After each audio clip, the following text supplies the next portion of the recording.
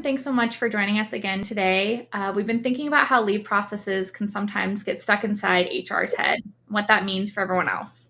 So, since you're the point person for Leave at Tilt, we'd love to hear about how you've helped make it easier for others to understand and navigate leave without everything falling just on you. So, to start, as I mentioned, you're our go-to person for Leave at Tilt. We're so grateful for that. What's it like being the one who everyone turns to when they have questions? Ooh, I love it because I like to be the person that can get back with them quickly. So like they know that if they Slack me, if they text me, email me, they're going to get a response and quickly at that point. It is a level of responsibility that I take really seriously as well. So when somebody is coming to me, whether it's a super simple question of like, hey, I booted out of the portal, can somebody help me? It's my responsibility to get them back in, and I will make sure that I do that.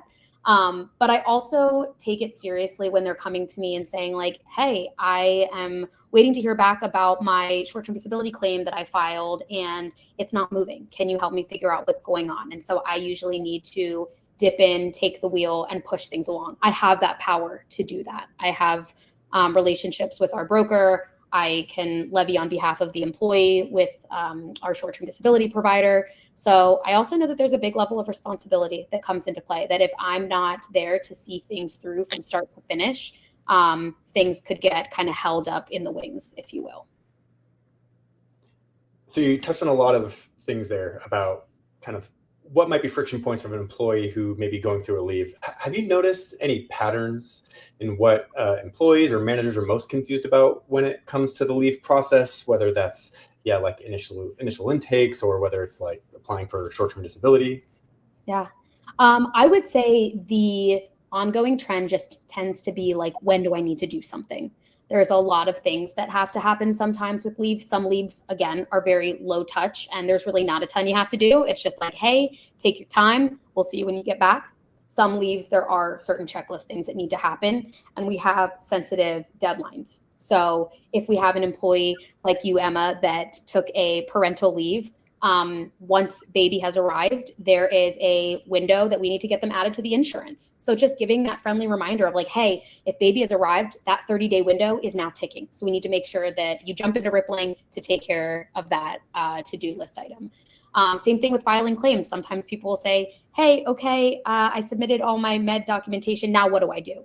So I would say the ongoing trend, Gabe, is just people just want a double click and a reminder and a thumbs up of like, have I done everything that I need to do in the window of time that it needs to get done?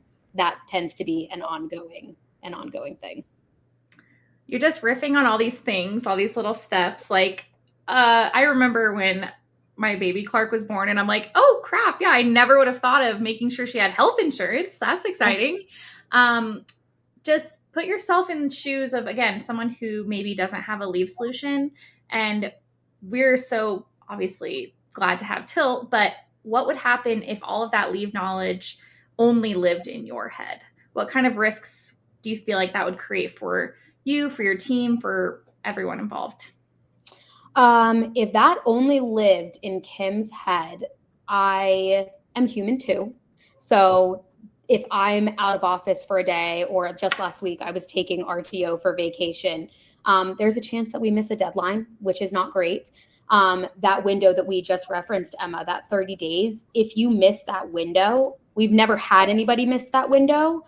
I don't think it's good if we miss that window. So it's not a good thing if all of that lives in Kim's brain.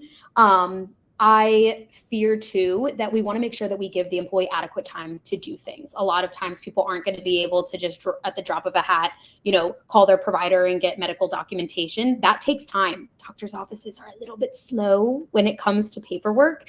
And so just giving the employee adequate time and heads up of like, hey, you're going to be returning in a couple of weeks. Let's start that outreach now so we give them time to complete that documentation for you so you can get it back to us. Same thing with submitting these claims.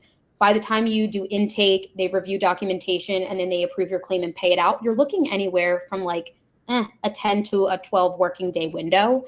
So if everything were to not be written down and live in Kim's head, there is a lot of domino effects that could go not a great way.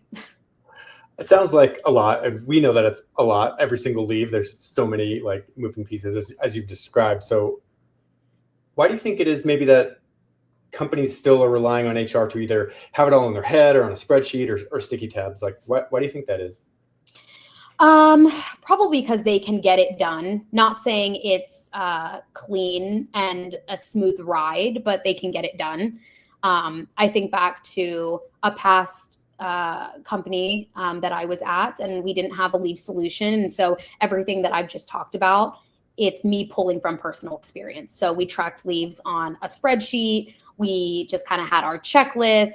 And it was interesting because some leaves I felt like we did an amazing job at. The employees would even tell us, like, that was fantastic. And some leaves I remember saying to my peer, like, we forgot to do it. That little, 15-day check-in when we hadn't seen them add baby to health insurance. Like, it's those little things that I think if missed, it really can hinder the leave experience. I think even just going back to and touching on the fact that you're human and you have the right to RTO or to go on leave yourself if you need to. So just another major importance. Not only is it better for the employee experience, but you as a human being, as an HR professional, need to be able to go when you need to and not have to worry about people being left behind. So I think that's really important thing to touch on. I want to make sure you're getting your RTO, getting all your babies on the beach as often as possible.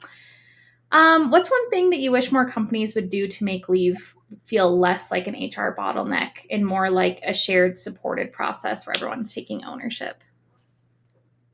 Education around it.